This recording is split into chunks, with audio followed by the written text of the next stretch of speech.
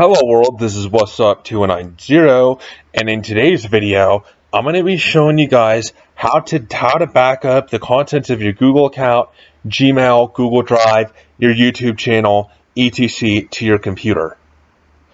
So what you're going to want to do is sign in to the Google account in question, and then just go to this link, myaccount.google.com, once you're signed into your Google account in the browser. And then just click Data and Personalization, and then go to Download Your Data.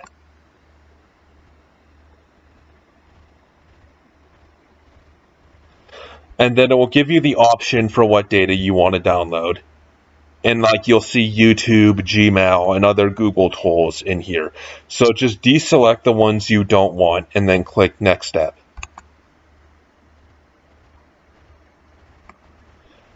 You can choose to either send a download link for everything to your email, add to your Dropbox, etc., and then just customize the rest of the things you want here, and then click Create Archive, and then you can download it all to your computer.